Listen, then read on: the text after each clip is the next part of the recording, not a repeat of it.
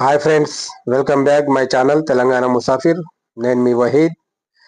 ఈరోజు మనం హైదరాబాద్లో ఉన్న పురాతనమైన మస్జిద్ మక్కా మస్జిద్ని చూడబోతున్నాం. అలాగే దాని వివరాలు కొన్ని తెలుసుకుందాం.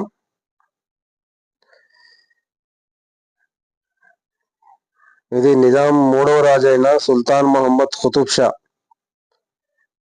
శంకుస్థాపన చేశారు. కీర్తి శకము 1617లో శంకుస్థాపన జరిగిందట. దాదాపు 77 సంవత్సరాల పాటు సాగింది ఈ నిర్మాణం.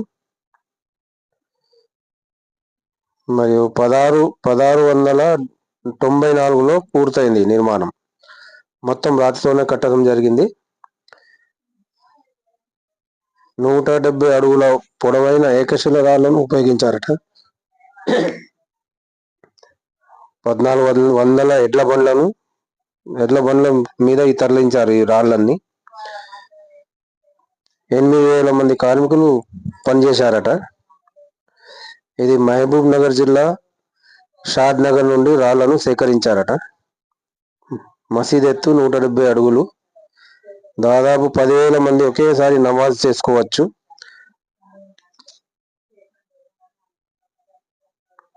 లోపల 3,000 మంది చదువుకోవచ్చు. విశాలమైన హాల్ ఉంది బయట. టోటల్గా 10,000 మంది ఒకేసారి నమాజ్ చదవచ్చు అన్నమాట. ఈ లోపల అసఫ్ జాహీల సమాధులు ఉన్నాయి. ఈ సమాధులు దాదాపు 15 వరకు ఉంటాయి. ఇండివిజువల్గా నేమ్ ప్లేట్ ఏం లేదు, కానీ ఇక్కడ అందుబాటులో గైడ్ కూడా లేదు. ఇవి అసఫ్ జాహీల సమాధులు అన్నమాట. ఇవి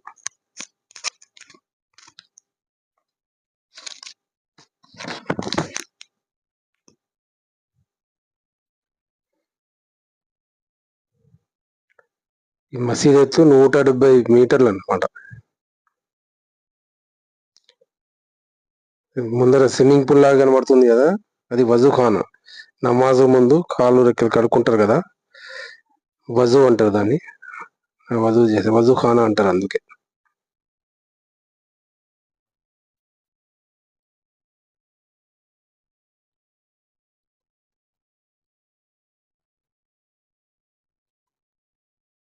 దీని అందం ఇంకా చెక్కు చెదరలేదు. చూడండి, చాలా పురాతనమైనది.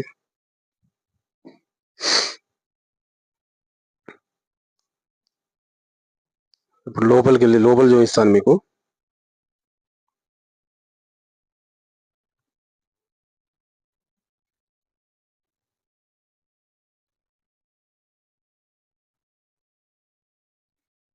ఇది ఇప్పుడు లోపలికి వెళ్తున్నాం.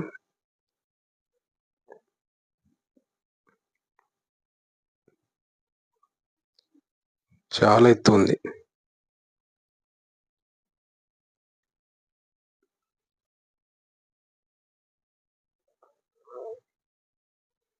ఈ లోపలి భాగమే 3,000 మంది నమాజ్ చదువుకోవచ్చట ఒకేసారి. ఇది ఆ కాలం నాటి గడియారం. ఇంకా చెక్కు చెదరకుంటూ ఉంది చూడండి.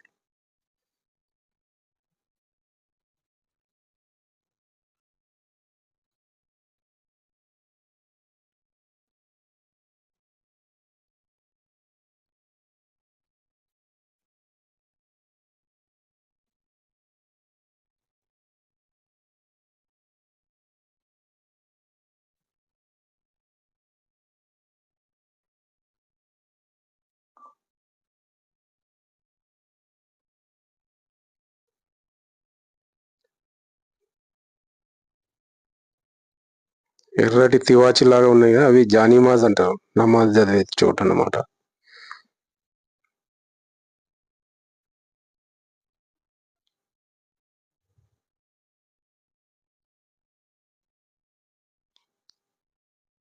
చాలా విశాలంగా ఉంది.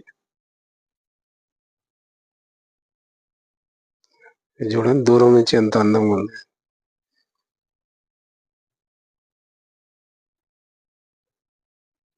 ఆ ఎదురుగా కనబడేది యునాని హాస్పిటల్. అది చార్మినార్. ఇది మక్కా మస్జిద్.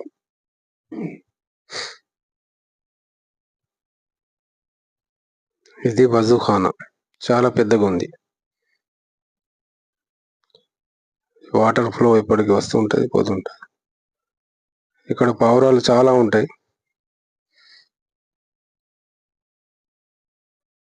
ఈ పావురాలకు ఈ ముస్లిమ్స్ కాకుండా అన్ని మతాల వారు జొన్నలు అవి దాన తీసి వేస్తూ ఉంటారు అన్నమాట. పొద్దున్నే వచ్చి వేస్తూ ఉంటారు.